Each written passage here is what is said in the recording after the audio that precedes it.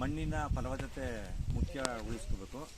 ಮಣ್ಣು ಒಳ್ಳೆಯ ಕ್ವಾಲಿಟಿ ಸಾವಯವವಾಗಿ ಜೀವಸತ್ವಗಳು ಆಮೇಲೆ ಕೋಟಿ ಕೋಟಿ ಜೀವಾಣುಗಳು ಮಣ್ಣಲ್ಲಿ ಇರ್ತದೆ.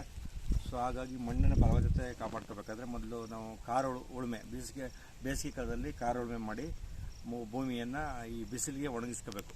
ಉಳುಮೆ ಮಾಡಿ ನಂತರದಲ್ಲಿ ನಾವು ಈ ಥರ ಹಸಿರೆಲೆ ಗೊಬ್ಬರಗಳನ್ನ ಮಾಡ್ಕೊಂಡು ಭೂಮಿಗೆ ಸೇರಿಸ್ಬೇಕು. ಅಂದರೆ ಇಲ್ಲಿ ಸೆಣಬು, ಏಕದಳ ಮತ್ತು ದ್ವಿದಳ ಧಾನ್ಯಗಳನ್ನ ಚೆಲ್ಲಿ ಅದಕ್ಕೆ ಸಾರಜನಕ ಮತ್ತು ರಂಜಕ, ಪೊಟಾಸು ಈ ಮೂರು ಈ ಒಂದು ಮಣ್ಣಿನಲ್ಲಿ ಹಸಿರೆಲೆ ಗೊಬ್ಬರದಲ್ಲಿ ಸಿಕ್ಕುವಂಥ ಜಾಸ್ತಿ ಸಾರಜನಕ ಸಿಗುತ್ತೆ. ಸೊ ಈ ಥರ ಹಸಿರೆಲೆ ಗೊಬ್ಬರವನ್ನು ಭೂಮಿ ಒಳಗೆ ಸೇರಿಸಿದ್ರೆ ಅಲ್ಲಿ ಮಣ್ಣಿಗೆ ಒಂದು ತಾಕತ್ತು ಜಾಸ್ತಿ ಆಗುತ್ತೆ. ಜೊತೆಗೆ ಮಳೆ ನೀರು ಇಲ್ಲೇ ನಿಲ್ಲಬೇಕು ನಮ್ಮ ಜಮೀನುಗಳಲ್ಲಿ. ಅದರಲ್ಲಿ ಮಳೆ ನೀರಲ್ಲಿರ್ತಕ್ಕಂಥ ಲವಣಾಂಶಗಳು ಪೋಷಕಾಂಶಗಳು ಜಾಸ್ತಿ ಇರ್ತದೆ. ಆ ಪೋಷಕಾಂಶಗಳಲ್ಲಿ ಮಳೆ ನೀರನ್ನ ಇಲ್ಲೇ ಇದ್ದಾಗ ಜಮೀನಲ್ಲಿ ಇಂಗೋ ಥರ ಆದಾಗ ಮಣ್ಣಿನ ಫಲವತ್ತತೆಯನ್ನು ಕೂಡ ಕಾಪಾಡ್ಕೋಬೋದು. ಇದಾದ ನಂತರ ಕೊಟ್ಟಿಗೆ ಗೊಬ್ಬರ ನಾವು ಸಾಕಷ್ಟು ಕೊಟ್ಟಿಗೆ ಗೊಬ್ಬರಗಳನ್ನ ಭೂಮಿಗೆ ಸೇರಿಸ್ಬೇಕು. ಉದಾಹರಣೆಗೆ ಹಿಂದಿನ ಕಾಲದಲ್ಲಿ ತಿಪ್ಪೆ ಗೊಬ್ಬರ ಅಂತ ಹೇಳ್ತಲ್ಲ, ಆ ತಿಪ್ಪೆ ಗೊಬ್ಬರಗಳು ಇದರಲ್ಲಿ ತೋರಿಸ್ತೀನಿ. ಆ ತಿಪ್ಪೆ ಗೊಬ್ಬರಗಳ ಹತ್ರನೂ ಇವುಗಳನ್ನ ಎನ್ರಿಚ್ ಮಾಡೋ ಥರ ಇತ್ತೀಚಿನ ದಿನಗಳಲ್ಲಿ ಟ್ರೈಕೋಡರ್ಮಾ, ಸೂಡೋಮೋನಾಸು, ಪ್ಯಾಸಲೋಮೋನಾಸು, AMCಗಳು ಈ ಥರ ನಾನಾ ಥರ ಜೀವಾಣುಗಳ ಗೊಬ್ಬರಗಳು ಕಮ್ಮಿ ರೇಟಲ್ಲಿ ಸಿಗ್ತಾಯಿದೆ. ಅದನ್ನು ಭೂಮಿಗೆ ಕೊಟ್ಟಿಗೆ ಗೊಬ್ಬರ ಜೊತೆ ಮಿಕ್ಸ್ ಮಾಡಿ ಸೇರಿಸಿದ್ರೆ ಅದು ಕೂಡ ಮಣ್ಣಿನ ಫಲವತ್ತತೆ ಸಾಕಷ್ಟು ಇರ್ತದೆ. ಇದರಿಂದ ಸಾವಯವ ರಸಗೊಬ್ಬರ ಯೂಸ್ ಮಾಡೋದ್ರಿಂದ ನಮ್ಮ ಭೂಮಿಗೆ ಮತ್ತು ಪ್ಲಾಂಟ್ಸ್ಗೆ ಏನು ಬೆನಿಫಿಟ್ಸ್? ನಿಮಗೆ ಭೂಮಿಯಲ್ಲಿ ಸಾವಯವ ಗೊಬ್ಬರದಿಂದ ಭೂಮಿಯ ಫಲವತ್ತತೆ ಸಂಪೂರ್ಣ ಕಾಪಾಡ್ಬೋದು. ನಾಳೆ ದಿವಸ ನೀವು ಯಾವುದೇ ಹಣ್ಣು, ತರಕಾರಿಗಳು ಮತ್ತು ದವಸ ಧಾನ್ಯಗಳನ್ನ ಇದರಲ್ಲಿ ಬೆಳೆದಾಗ ನಿಮಗೆ ರೋಗಗಳು, ಈಗ ಉದಾಹರಣೆಗೆ ಇತ್ತೀಚಿನ ದಿನಗಳಲ್ಲಿ BP, ಶುಗರು, ನಾನಾ ಥರ ಕ್ಯಾನ್ಸರ್ ಅಂತೆಲ್ಲ ನಾವು ಕೇಳ್ತಾ ಇದ್ದೀವಿ. ಸೊ ರಸಗೊಬ್ಬರಗಳನ್ನೇ ಬಳಸದೆ ಸಾವಯವ ಗೊಬ್ಬರಗಳನ್ನೇ ಬಳಸಿದಾಗ ನಮ್ಮ ಈಗ ಮಾನವ ಏನು ತಿಂತೀವಿ ನಾವು ಊಟ ತಿಂಡಿಗಳು, ಅದನ್ನು ನಾವು ಫ್ರೂಟ್ಸ್ ಆಗ್ಬೋದು, ವೆಜಿಟೇಬಲ್ಸ್ ಆಗ್ಬೋದು, ದವಸ ಧಾನ್ಯಗಳಾಗ್ಬೋದು, ಸೊ ರೋಗ ಮುಕ್ತವಾಗಿ ನಾವು ಅದರಲ್ಲಿ ಪಡ್ಕೋಬೋದು. ಸೊ ಇದಕ್ಕೂ ಕೀಟಗಳು ಬಂದಾಗ ನೀಮ್ ಆಯಿಲನ್ನು ಸ್ಪ್ರೇ ಮಾಡ್ಬೋದು. ಅನೇಕ ರೀತಿ ಏಲಕ್ಕಿ ಸೊಪ್ಪು, ಬೇವಿನ ಸೊಪ್ಪು, ಈ ಥರ 4-7 ಥರ ಅದಕ್ಕೆ ಸಂಬಂಧಪಟ್ಟ ಸೊಪ್ಪುಗಳಿದೆ. ಅವುಗಳನ್ನೆಲ್ಲ ಚೆಂದಾಗಿ ಉನಿ ಹಾಕಿ ಅದನ್ನು ರಸ ತೆಗೆದು ಅದನ್ನು ಸಿಂಪಡಣೆ ಮಾಡೋದ್ರಿಂದಲೂ ಕೂಡ ರೋಗಗಳನ್ನು ಕಂಟ್ರೋಲ್ ಮಾಡ್ಬೋದು. ಈಗ ಕೀಟಗಳನ್ನ ಕಂಟ್ರೋಲ್ ಮಾಡ್ಬೋದು. ಈಗ ಭೂತಾಳೆಗಳು ಈ ಥರ ಕಹಿ ಇರುವಂಥ ಪದಾರ್ಥಗಳನ್ನ, ನೀಮ್ ಕೇಕು, ಬೇವಿನ ಹಿಂಡಿಗಳಂಥ ಕಹಿ ಇರೋ ಪದಾರ್ಥಗಳನ್ನ ಭೂಮಿ ಒಳಗಡೆ ಸೇರಿಸಿದಾಗ ಭೂಮಿಲಿ ಬರ್ತಕ್ಕಂಥ ರೋಗಾಣುಗಳು, ದಂಡಾಣು ರೋಗ, ತರಗಮಾರಿ ರೋಗ, ಈ ಥರ ಅನೇಕ ರೋಗಗಳನ್ನ ನಾವು ಏನು ಫಸಲುಗಳನ್ನ ಬೆಳಿತೀವಿ, ಇಂಥ ಫಸಲುಗಳಿಗೆ ಅಂಥ ರೋಗಗಳನ್ನ ಕಂಟ್ರೋಲ್ ಮಾಡೋಂಥ ಶಕ್ತಿ ಬರ್ತದೆ. ಅಂದರೆ ಸಾವಯವದಲ್ಲಿ. ಈಗ ನಾವು ರಾಸಾಯನಿಕಕ್ಕೆ ಹೋದಾಗ ಅದು 108 ಕಂಪ್ನಿಗಳು, ಬೇಕಾದಷ್ಟು ಕಂಪ್ನಿಗಳಿದೆ. ಅದಕ್ಕೆ ಒಂದೊಂದು ಕಂಪ್ನಿಗಳು ಒಂದೊಂದು ಥರ ಪ್ರಾಡಕ್ಟ್ಗಳನ್ನ ಮಾಡಿ ಮಡಗಿದ್ದಾರೆ. ಸೊ ನಾವು ನಮ್ಮ ಇಂದಿನ ಪೂರ್ವಜರು ಮಾಡ್ತಿರ್ತಕ್ಕಂಥದ್ದನ್ನು ನಾವು ಬಳಸ್ತಾರೆ. ಅದನ್ನು ಏನು ಈ ಭೂತಾಳ ಕತ್ತಾಳೆಗಳು ಜೊತೆಗೆ ನೀಮ್ ಕೇಕು ಇವುಗಳನ್ನ ಜಾಸ್ತಿ ಬಳಸ್ತಾ ಕಾಲದಲ್ಲಿ ಈ ತರಗಮಾರಿ ರೋಗ, ದಂಡಾಣು ಸೊರಗು ರೋಗಗಳು, ದಂಡಾಣು ರೋಗಗಳು ಕಂಟ್ರೋಲ್ ಮಾಡ್ಬೋದು. ಅದು ಈಗ ಸಾವಯವ ಗೊಬ್ಬರ ಅದರಲ್ಲಿ ತುಂಬ ವಿಧಗಳಿದೆ ಅಂತ ಗೊತ್ತಾಯಿತು. ಅದು ಯಾವ್ದು? ಸಾವಯವ ಗೊಬ್ಬರಗಳಲ್ಲಿ ನಿಮಗೆ ಇದು ಎರೆಹುಳು ಗೊಬ್ಬರ, ತೋಟದಲ್ಲಿ ಅಥವಾ ಜಮೀನಲ್ಲಿ ಬರ್ತಕ್ಕಂಥ ಒಳ್ಳೆಯ ತ್ಯಾಜ್ಯಗಳನ್ನು, ಎರೆಹುಳು ಇದು ಒಳ್ಳೆಯ ತ್ಯಾಜ್ಯಗಳನ್ನು ಮತ್ತು ದನಗಳಿಂದ ಬರ್ತಕ್ಕಂಥ ಸಗಣಿ ಇವುಗಳನ್ನು ಈ ಥರ ನಾವು ಎರೆಹುಳು ಗೊಬ್ಬರಗಳಾಗಿ ಎರೆಹುಳು ಗೊಬ್ಬರಕ್ಕೆ ಬಳಸ್ಕೊತೀವಿ. ತೋಟದಲ್ಲಿ ಬರ್ತಕ್ಕಂಥ ಒಳ್ಳೆಯ ತ್ಯಾಜ್ಯಗಳು, ಈಗ ತೆಂಗಿನ ಗರಿ ಇದು ಆಗ್ಬೋದು, ಮರದೆಲೆಗಳಾಗ್ಬೋದು, ಆಮೇಲೆ ಹಸುವಿನ ಸಗಣಿ ಆಗ್ಬೋದು, ಗಂಜಲ ಆಗ್ಬೋದು, ಇವೊಂದು ಲೇಯರ್ ಬೈ ಲೇಯರ್ ಹಾಕ್ಬಿಟ್ಟು ತೇವಾಂಶವನ್ನು ಮೇಂಟೈನ್ ಮಾಡಿದಾಗ ನಮಗೆ ನಮ್ಮ ತೋಟಕ್ಕೆ ಬೇಕಾಗುವಂಥ ಎರೆಹುಳುಗಳು ನೋಡಿ. ಇವೆಲ್ಲ ಇದು ಬಾಳೆದು ನೋಡಿ, ಎಷ್ಟು ಎರೆಹುಳು ಇದು. ಈ ಥರ ಎರೆಹುಳು ಗೊಬ್ಬರ ಒಂದು ಈ ಥರ 20x4, 20x4 ಎರೆಹುಳು ಗೊಬ್ಬರಗಳನ್ನ ವರ್ಷಕ್ಕೆ ಇದರಲ್ಲಿ ಮಾಡ್ಕೋಬೇಕು. ಈ ಗೊಬ್ಬರನ ಯಾವ ಥರ ಮಾಡೋದು? ಅದೇ ಈ ತೋಟದ ತ್ಯಾಜ್ಯಗಳನ್ನು ಕೆಳಗಡೆ ಒಂದು ಲೇಯರ್ ಹಾಕ್ಬಿಡೋದು, ಒಂದಡಿ. ಸೊ ಆ ನಂತರ ಒಂದು ಸಗಣಿ ಒಂದಡಿ ಹಾಕೋದು. ಆ ನಂತರದಲ್ಲಿ ಮತ್ತೆ ಒಳ್ಳೆ ತ್ಯಾಜ್ಯಗಳು ಏನು ಸಿಗುತ್ತೆ ಹಂಗಾಗು, ಆ ಥರ ಒಂದು 3-4 ಲೇಯರ್ ಹಾಕೋದು. ನೀರಿನ ಅಂಶವನ್ನು ಓವರ್ ವೆಟ್ ಇರಬಾರ್ದು, ಓವರ್ ಇರಬಾರ್ದು. ಆ ಥರದಲ್ಲಿ ಹಾಕಿ ಎರೆಹುಳುಗಳನ್ನು ಇಲ್ಲಿ ನಾವು ಬಿಟ್ಟಾಗ ಈ ಥರ ನಾವು ಏನು ಕಸ ಹಾಕಿದ್ರೆ ಈ ಥರ ಹುಡಿ ಗೊಬ್ಬರ ಇದೇ ಆಗುತ್ತೆ. ಇದರಿಂದ ನಿಮಗೆ ಬೇರು, ಈಗ ನಾವು ಏನು ಯಾವುದೇ ಫಸಲನ್ನ ಹಾಕಿದಾಗ ಯಾವುದೇ ಫಸಲು ಹಾಕಿ ನೀವು ನಾಟಿ ಸೀಡ್ ಆಗ್ಬೋದು ಅಥವಾ ಸಂಕ್ರಮಣ ಸೀಡ್ ಹಾಕ್ಬೋದು. ಆ ಥರ ಹಾಕಿದಾಗ ಈ ಥರ ಇದು ಬೇರು ಬಿಡೋಕ್ಕೆ ಈಸಿ ಆಗುತ್ತೆ. ಬೇರಲ್ಲಿ ಬರೋದ್ರಿಂದ ರೋಗಗಳನ್ನ ಕೂಡ ಕಂಟ್ರೋಲ್ ಮಾಡೋಗುತ್ತೆ, ಉತ್ತಮ ಇಳುವರಿ ಸಿಗುತ್ತೆ. ಕೊಟ್ಟಿಗೆ ಗೊಬ್ಬರ, ಕೊಟ್ಟಿಗೆ ಗೊಬ್ಬರಕ್ಕೆ ಈ ಆಡು ಕುರಿ ಮತ್ತು ದನ ಈ ಥರ ಗೊಬ್ಬರಗಳು, ಈ ಗೊಬ್ಬರಗಳಿಗೆ ನಾವು ಏನು ಮಾಡಿದ್ವಿ, ಟ್ರೈಕೋಡರ್ಮ, ಸೊಡಮನಸ್ಸು, AMC, ಈಗ ಅನೇಕ ರೀತಿಯಂಥ ಜೀವಾಣು ಗೊಬ್ಬರಗಳನ್ನ ಮಿಕ್ಸ್ ಮಾಡಿ ಮಡಗಿದ್ವಿ. ನೆರಳು ಹಾಕಿದ್ವಿ. ಇದು 20 ದಿನ ಈ ಥರ ನೆರಳಲ್ಲಿ ಒಣಗಿಸಿ ಈ ಥರ ಪೌಡ್ರನ್ನ ಸೇರಿಸಿ ನೀರನ್ನು ತಿನ್ನಿಸೋ ಗರಿ ಮುಚ್ಚಿ ಈ ಥರ ಮಾಡಿದಾಗ ಸೊ ಇದು ಏನು ಎನ್ರಿಚ್ ಆಗುತ್ತೆ, ಏನೋ ಜೀವಾಣುಗಳ ಸಂಖ್ಯೆ ಕೋಟಿ ಜೀವಾಣುಗಳು ಇದರಲ್ಲಿ ಅಭಿವೃದ್ಧಿ ಆಗುತ್ತೆ. ಸೊ ಇದನ್ನು ನಾವು ಭೂಮಿಗೆ ಸೇರಿಸಿದಾಗ ಭೂಮಿಯ ಫಲವತ್ತತೆ ಸಾಕಷ್ಟು ಎನ್ರಿಚ್ ಆಗುತ್ತೆ, ಸಾಕಾಗುತ್ತೆ. ಸೊ ಹಂಗಾಗಿ ಇದರಲ್ಲೂ ಕೂಡ 10 ಗಾಡಿ ಗೊಬ್ಬರ ಈ ಥರ ನಾವು ಜೀವಾಣು ಗೊಬ್ಬರಗಳನ್ನ ಸೇರಿಸಿ ಮಾಡಿದಾಗ ರೋಗಗಳನ್ನ ಕಂಟ್ರೋಲ್ ಮಾಡ್ಬೋದು. ಜೊತೆಗೆ ಇಲ್ಲಿ ಫಲವತ್ತತೆ ಜಾಸ್ತಿ ಆಗುತ್ತೆ. 10 ಗಾಡಿ ಗೊಬ್ಬರ ನಮಗೆ ಸುಮಾರು ಒಂದು 40 ಗಾಡಿ ಗೊಬ್ಬರ ಅಷ್ಟು ಜೀವಾಣುಗಳು ಇದರಲ್ಲಿ ಅಭಿವೃದ್ಧಿ ಆಗುತ್ತೆ. ಇದನ್ನು ಭೂಮಿಗೆ ಸೇರಿಸ್ಬೇಕು. ತೇವಾಂಶ ಇರುವಂಥ ಸಂದರ್ಭದಲ್ಲಿ ಭೂಮಿಗೆ ಸೇರಿಸಿದ್ರೆ ಇದರಿಂದ ಕೂಡ ನಮಗೆ ಭೂಮಿಯ ಫಲವತ್ತತೆ ಸಂಪೂರ್ಣವಾಗಿ ಕಾಪಾಡ್ಬೋದು. ತಾಳೆ ಅಂತ ಇತ್ತೀಚಿನ ದಿನಗಳಲ್ಲಿ ರೈತರುಗಳು ಎಲ್ಲ ಜಾಸ್ತಿ ಯಾರು ಇದನ್ನು ಬಳಸಲ್ಲ. ಇದರಲ್ಲಿ ಕಹಿ ಅಂಶ ಜಾಸ್ತಿ ಇದೆ. ಸೊ ಇದನ್ನು ನಮ್ಮ ಜಮೀನಿಗೆ ಫಸಲು ಹಾಕುವ ಮೊದಲು ಫಸಲು ಒಳಗಡೆ ಸೇರಿಸ್ತೀವಿ. ಇದರ ರಸವನ್ನು ಸಿಂಪಡಣೆ ಮಾಡ್ತೀವಿ, ಇದನ್ನು ಭೂಮಿ ಒಳಗೆ ಸೇರಿಸ್ತೀವಿ. ಇದರಿಂದ ಏನಾಗುತ್ತೆ ಅಂತಂದರೆ ಈಗ ಅನೇಕ ರೋಗಗಳನ್ನ ಕಂಟ್ರೋಲ್ ಮಾಡ್ಬೋದು. ಈಗ ನಿಮಿಟೋಡ್ ಅಂತ ಒಂದು ಗಂಟು ಬೇರು ರೋಗ ಅಂತ, ಗಂಟು ಬೇರು ಆ ರೋಗಕ್ಕೆ ಈಗ ಕೆಮಿಕಲ್ ಕಂಪ್ನಿಯವ್ರುಗಳು ನಿಮಿಡ್ಸ್ ಅಂತ ಬೇರ್ಗಡೆ ಮಾಡಿದ್ದಾರೆ. ಅದು ಕಾಸ್ಟ್ಲಿ. ಸೊ ನಮ್ಮ ಇಲ್ಲಿ ಬೇಲಲ್ಲಿ ಸಿಕ್ಕುವಂಥದ್ದನ್ನು ಈ ಕೈಯಂಶ ಇರುವಂಥದ್ದನ್ನು ನಾವು ಭೂಮಿಗೆ ಫಸಲು ಗೆಡ್ಡೆಗಳಿಗೆ ಅಪ್ಲೈ ಮಾಡಿದ್ರೆ ಇದರಲ್ಲಿ ಅನೇಕ ಗಂಟು ಬೇರು ರೋಗ ಅಂತ ಅಲ್ಲ, ಬೇರೆ ಅನೇಕ ರೀತಿಯ ಬೇರುಗಳಿಂದ ಭೂಮಿಯಿಂದ ಬರೋ ರೋಗಗಳನ್ನ ಕಂಟ್ರೋಲ್ ಮಾಡ್ಬೋದು. ಸೊ ಇದನ್ನು ನಾವು ಕಂಪಲ್ಸರಿ ಯೂಸ್ ಮಾಡ್ತೀವಿ. ಇನ್ನು ಯಾವ ಥರ ಹಾಕೊಂಡು ಇದನ್ನು ನೀವು ಡ್ರಮ್ಮಲ್ಲಿ ಪೀಸ್ ಮಾಡಿ ಡ್ರಮ್ಮಲ್ಲಿ ತುಂಬಿಟ್ಟು ಇದರ ರಸನ ಸಿಂಪಡಣೆ ಮಾಡ್ಬೋದು. ಭೂಮಿಗೆ ನೀವು ನಾಟಿ ಮಾಡೋಕ್ಕೂ ಮೊದಲು ಯಾವುದೋ ಬಿತ್ತ ಬೀಜ ಭೂಮಿ ಒಳಗಡೆಗೆ ಮಣ್ಣೊಳಗೆ ಸೇರಿಸ್ಬಿಟ್ಟು ಒಂದು ಸ್ವಲ್ಪ ಮಣ್ಣು ಕವರ್ ಮಾಡ್ಬೋದು. ಅದರ ರಸ ಎಲ್ಲ ಭೂಮಿಗೆ ಹಿಡಿದು ಅಲ್ಲಿ ಕೈ ಅಂಶ ಬರ್ತದೆ. ಸೊ ಭೂಮಿಯಿಂದ ಬರುವಂಥ ಯಾವುದೇ ರೋಗಗಳು ಫಸಲುಗಳಿಗೆ ಎಫೆಕ್ಟ್ ಆಗಲ್ಲ, ತೊಂದರೆ ಆಗಲ್ಲ. ಈಗ ಫಿಶ್ ಅಮಿನೋ ಆಮ್ಲದಿಂದ ಏನೇನು ಫಿಶ್ ಅಮಿನೋ ಆಮ್ಲ, ಈಗ ನಾವು ಒಂದು ಸಪೋಟ ಗಿಡ ಇರ್ಬೋದು, ದಾಳಿಂಬೆ ಗಿಡ ಇರ್ಬೋದು, ಮಾವು ಇರ್ಬೋದು, ಹಲಸಿಗೆ ಇರ್ಬೋದು. ಸೊ ಆ ಗಿಡಗಳಿಗೆ ಈ ಫಿಶ್ ಅಮಿನೋ ಆಮ್ಲ ಇದನ್ನು ನಾವು ತಯಾರು ಮಾಡಿಕೊಂಡು ಇದನ್ನು ಹಾರ್ಮೋನುಗಳ ಥರ ನಾವು ಸಿಂಪಡಣೆ ಮಾಡ್ತೀವಿ.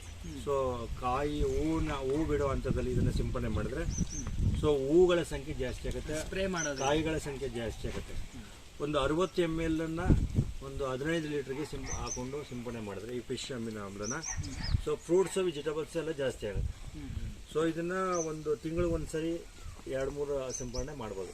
ಅಂದರೆ ಅಲ್ಪಾವಧಿ ಬೆಳೆಗಳಾದರೆ. ದೀರ್ಘಾವಧಿ ಬೆಳೆಗಳಾದರೆ ಒಂದು 2 ತಿಂಗಳಿಗೆ ಒಂದ್ಸರಿ ಸಿಂಪಡಣೆ ಮಾಡ್ತಾ ಇರ್ಬೋದು. ಇದರಿಂದ ಕೂಡ ನಮಗೆ ಸಾಕಷ್ಟು ಬೆನಿಫಿಟ್ ಆಗ್ತದೆ. ಇದು ತಯಾರು ಮಾಡೋದು ಹೇಗೆ ಅಂತಂದರೆ ಸೊ 2 kg ಫಿಶ್ಶು, 2 kg ಕೊಳ್ತಿರೋ ಬಾಳೆಹಣ್ಣು ಯಾವ್ದಾದ್ರು ಫ್ರೂಟ್ಸು, 2 kg ಬೆಲ್ಲ ಹಾಕ್ಬಿಟ್ಟು ಒಂದು ತಿಂಗಳು ಇದನ್ನು ಮುಚ್ಚಿಬಿಡೋದಿಲ್ಲ. ಸ್ವಲ್ಪ ಇಲ್ಲ ಒಂದು ಹೋಲ್ ಮಾಡಿ ಗಾಳಿ ಆಡೋ ಥರ ಬಿಡೋದು. ಒಂದು ತಿಂಗಳ ತನಕ ತೆಗಿಬಾರ್ದು. ಒಂದು ತಿಂಗಳ ನಂತರ ತೆಗೆದ್ಮೇಲೆ ಇದು ಒಳ್ಳೆ ಸ್ಮೆಲ್ ಬರ್ತದೆ. ಇದು ನಮ್ಮ ಎಷ್ಟು ಫ್ರೂಟ್ಸ್ ಕ್ವಾಂಟಿಟಿಗೆ ಸ್ಪ್ರೇ ಬೇಕೋ ಅಷ್ಟು ತೊಗೊಂಡು ಬಳಸ್ಕೋಬೋದು. ಜೊತೆಗೆ ಡ್ರಿಪ್ ಮುಖಾಂತರ ಕೂಡ ನಾವು ಅಥವಾ ಭೂಮಿಗೆ ಆಯ್ಸೋನಿಯುತದಲ್ಲೇ ಡ್ರಿಪ್ ಮುಖಾಂತರ ಕೊಡ್ಬೋದು. ಇದು ಪ್ರಚೋದಕವಾಗಿ ಕೆಲಸ ಮಾಡ್ತದೆ, ಬೆಳೆಗಳ ಮೇಲೆ ಪ್ರಚೋದಕವಾಗಿ ಕೆಲಸ ಮಾಡ್ತದೆ ಆ ಥರ. ಸೊ ಇದಾದ ನಂತರದಲ್ಲಿ ಇದನ್ನು ನೋಡಿ, ಇಲ್ಲಿ ಹಸುಗಳು ಡೆಲಿವರಿ ಆಗುತ್ತಲ್ಲ, ಆ ಹಸುಗಳು ಡೆಲಿವರಿ ಆದ ಮಾಸ ಅಂತ ಬರ್ತದೆ. ಸೊ ಅದಕ್ಕೆ ಬೆಲ್ಲ ಹಾಕಿ 5 ದಿನಗಳಂತ ಗಂಜಲ ಹಾಕಿ ಬೆಲ್ಲ ಹಾಕಿ 1 ತಿಂಗಳು ಮುಚ್ಚಿರ್ಬೋದು. ಇಲ್ಲಿ 1 ಲಕ್ಷ ರೂಪಾಯಿ ಬೆನಿಫಿಟ್ ಆಗುವಂಥ ಒಂದು ಭೂಮಿಗೆ ಬೇಕಾದಂಥ ಜೀವಾಣುಗಳ ಕ್ರಿಯೆ ಅಂಶ ಜಾಸ್ತಿ ಇರ್ತದೆ. ಇದನ್ನು ಡ್ರಿಪ್ ಮುಖಾಂತರ ಹರಿಸ್ಬೋದು ಅಥವಾ ನಾವು ಸಾಯಲ್ಗೆ ಸೇರಿಸಿ ನೀರು ಮುಖಾಂತರ ಒದಗಿಸ್ಬೋದು. ಇದಕ್ಕಿಂತ ಲಕ್ಷಾಂತರ ರೂಪಾಯಿ ಆದಾಯ ಮಣ್ಣಿಗೆ ಸಿಕ್ಕುವಂಥ ಬೆನಿಫಿಟ್ ಆಗುವಂಥ ಇದು ಹಸುವಿನ ಮಾಂಸ ಡೆಲಿವರಿ ಆಗುತ್ತೆ, ಅದರಿಂದ ಕೂಡ ನಾವು ಇದನ್ನು ಬಳಸ್ಬೋದು. ಸೊ ಆನಂತರದಲ್ಲಿ ನೋಡಿ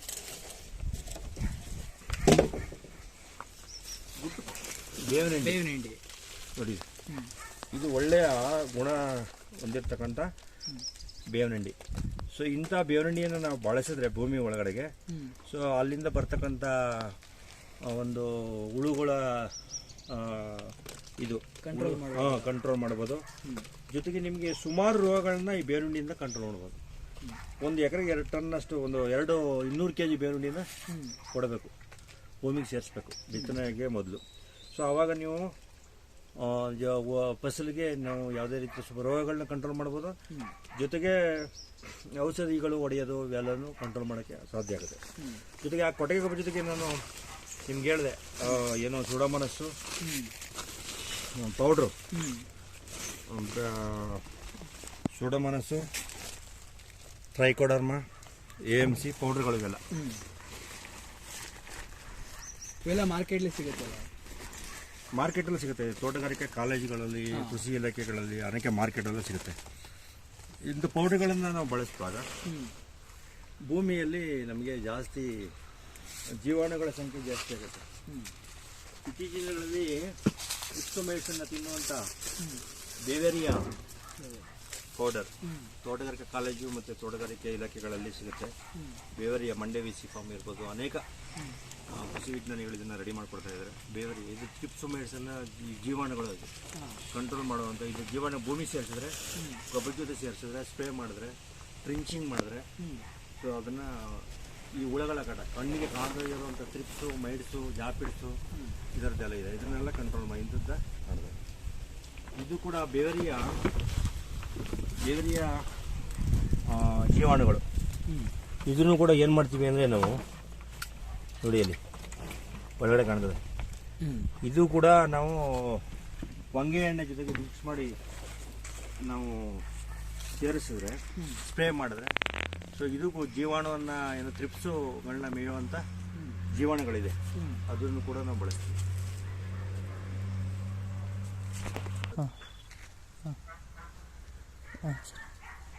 ಅದಲ್ಲದೆ ಬಯೋಜಿಮ್ ಅಂತ ಬರ್ತದೆ, ಅದನ್ನು ಭೂಮಿಗೆ ಸೇರಿಸ್ಬೋದು. ಅದು ಸಾವಯವದಲ್ಲೇ ಬರ್ತಕ್ಕಂಥ ಗೊಬ್ಬರ. ಕಬ್ಬುಗಳಲ್ಲಿ, ಫ್ಯಾಕ್ಟ್ರಿಗಳಲ್ಲಿ ಮಾಡ್ತಂದ್ರೆ ಲಿಕ್ವಿಡ್ ರೂಪದಲ್ಲಿ ಬರ್ತದೆ, ಅರಳು ರೂಪದಲ್ಲಿ ಬರ್ತದೆ, ಅವುಗಳನ್ನೂ ಕೂಡ ಭೂಮಿಗೆ ಸೇರಿಸ್ಬೋದು.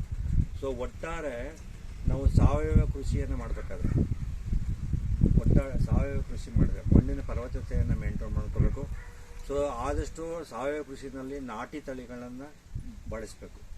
ಸಂಕ್ರಮಣ ಅಥವಾ ಸಂಕ್ರಮಣಿಸಿಕೊಂಡು ಹೈಬ್ರಿಡ್ ತಳಿಗಳನ್ನ ಬಳಸಿದ್ರೆ ಯಥೇಚ್ಛವಾಗಿ ರಾಸಾಯನಿಕ ಗೊಬ್ಬರಗಳನ್ನ ಕೊಡಬೇಕು, ಯಥೇಚ್ಛವಾಗಿ ಔಷಧಿಗಳನ್ನ ಸಿಂಪಡಣೆ ಮಾಡಬೇಕು.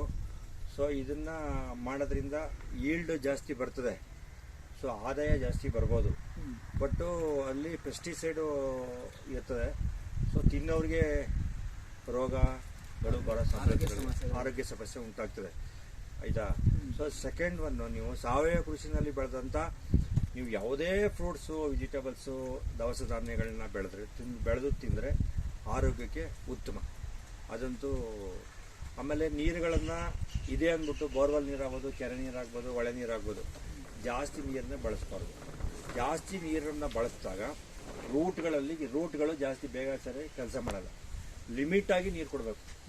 ಲಿಮಿಟಾಗಿ ನೀರು ಕೊಟ್ಟಾಗ ಮಾತ್ರ ಅವುಗಳು ರೂಟ್ಗಳು ಕೆಲಸ ಮಾಡ್ತವೆ. ನೀರಿನ ನಿರ್ವಹಣೆ, ಮಣ್ಣಿನ ಫಲವತ್ತತೆ ನಿರ್ವಹಣೆ ಮಾಡಿಕೊಂಡು ಆದಷ್ಟು ನಾಟಿ ತಳಿಗಳನ್ನು ಹಾಕಿ ನೀವು ಸಾವಯವ ಕೃಷಿಯನ್ನು ಮಾಡಿ ಅದಕ್ಕೆ ಒಳ್ಳೆ ಮಾರ್ಕೆಟನ್ನು ಕಂಡುಹಿಡ್ಕೊಂಡ ಅಂತಂದರೆ, ಸೊ ನಾವು ಆರೋಗ್ಯವಾಗಿರ್ಬೋದು, ನಮ್ಮಿಂದ ಬೇರೆ ಹಣ್ಣು, ತರಕಾರಿ, ಸೊಪ್ಪು, ಧಾನ್ಯಗಳನ್ನ ತಿನ್ನುವಂಥವ್ರು ಕೂಡ ಆರೋಗ್ಯವಾಗಿರ್ತಾರೆ. ಅದು ಒಳ್ಳೆಯದಾಗುತ್ತೆ ಅಂತ ನನ್ನ ಭಾವನೆ. ಬೇರೆ ಏನಾದರೂ ಟೈಪ್ಸ್ ಇದೆ? ಜೀವಾಮೃತಗಳು ಭೂಮಿಗೆ ಯಥೇಚ್ಛವಾಗಿ ಬಳಸ್ಬೋದು. ಸಾವಯವ ಕೃಷಿನಲ್ಲಿ ಮುಖ್ಯ ಪ್ರಧಾನವಾಗಿರ್ತಕ್ಕಂಥದ್ದು ಜೀವಾಮೃತದಲ್ಲಿನ ಒಂದು 10 kg ಸಗಣಿ, 10 ಲೀಟ್ರು ಗಂಜಲ, 2 kg ಬೆಲ್ಲ, 2 kg ದ್ವಿದಳ ಧಾನ್ಯದ ಹಿಟ್ಟು. ಯಾವ ಭೂಮಿಗೆ ನಾವು ಅದನ್ನು ಬಳಸ್ತೀವಿ ಆ ಜಮೀನಿನ ಒಂದಡಿ ಮಣ್ಣು, ಸೊ ಇವೆಲ್ಲವನ್ನು ಒಂದು ನೀರಿನ ಈ ಥರ ಡ್ರಮ್ಗಳಿಗೆ ಹಾಕೊಂಡು ಸೊ 6 ದಿನ 7 ದಿನ 10 ದಿನಗಳವರೆಗೆ ಎಲ್ಲವನ್ನು ಮಿಕ್ಸ್ ಮಾಡಿ ಹಾಕ್ಬಿಟ್ಟು ದೊಣ್ಣೆನಲ್ಲಿ ಒಂದು ವಾಲ್ ಕ್ಲಾಕ್ ಹೆಂಗೆ ತಿರ್ತದೆ ಮುಳ್ಳು ಹಂಗೆ 10 ದಿನ ತಿರುಗಿಸ್ಬೇಕು. ಒಂದು 6 ದಿನ ಆದರೂ ಸರಿ 7 ದಿನ ಆದರೂ ಸರಿ. ಸೊ 6 ದಿನದಿಂದ 10 ದಿನ ಒಳಗೆ ಬಳಸಿದ್ರೆ ಅದರಲ್ಲಿ ಕೋಟಿ ಜೀವಾಣುಗಳಿರ್ತದೆ. ಭೂಮಿಗೆ ನಾವು ಸೊ ಕೈಯಲ್ಲಾದರೂ ಮ್ಯಾನ್ಯಲ್ ಆಗಿ ಉಯಿಸ್ಬೋದು. ಸೊ ಇದನ್ನು ಫಿಲ್ಟ್ರ್ ಮಾಡಿ ಡ್ರಿಪ್ ಮುಖಾಂತರನೂ ಕೊಡ್ಬೋದು. ಸೊ ಇದು ಮುಖ್ಯ ಸಾವಯವ ಕೃಷಿಯಲ್ಲಿ ಜೀವಾಮೃತ ಒಳ್ಳೆ ಕೆಲಸ ಮಾಡಿದೆ. ಎರೆಹುಳು ಗೊಬ್ಬರ, ಜೀವಾಮೃತ, ಪಂಚಗವ್ಯ, ಫಿಶ್ ಆಮ್ಲ, ಆಮೇಲೆ ಕೊಟ್ಟಿಗೆ ಗೊಬ್ಬರಗಳು, ಆಮೇಲೆ ಕೆರೆಗೋಡು ಇವೆಲ್ಲವೂ ಭೂಮಿಯ ಫಲವತ್ತತೆಯಿಂದ ಸಾವಯವ ಕೃಷಿ ಇದರಲ್ಲಿ ಫಲವತ್ತತೆ ಕಾಪಾಡ್ಬೋದು. ಜೊತೆಗೆ ಅದರಲ್ಲಿ ಸಾವಯವ ಕೃಷಿ ಮಾಡಿದ್ರೆ ಒಳ್ಳೆಯ ಫಲಿತಾಂಶ ಫ್ರೂಟ್ಸಲ್ಲಿ ವೆಜಿಟೇಬಲ್ಸ್ ಇದರಲ್ಲೆಲ್ಲ ಹಣ್ಣು ತರಕಾರಿಗಳನ್ನ ಬೆಳೆದು ನಾವು ತಿನ್ನೋಕ್ಕೆ ಸಾಧ್ಯವಾಗುತ್ತೆ. ಒಟ್ಟಿನಲ್ಲಿ ಇಳುವರಿಗಳು ಜಾಸ್ತಿ ಸಾವಯವ ಕೃಷಿನಲ್ಲಿ ಇಳುವರಿ ಜಾಸ್ತಿ ಸಿಗಲ್ಲ. ಮತ್ತು ಒಳ್ಳೆಯ ಉತ್ತಮ ಗುಣಮಟ್ಟದ ತರಕಾರಿಗಳು, ಉತ್ತಮ ಗುಣಮಟ್ಟದ ಹಣ್ಣುಗಳು, ಉತ್ತಮ ಗುಣಮಟ್ಟ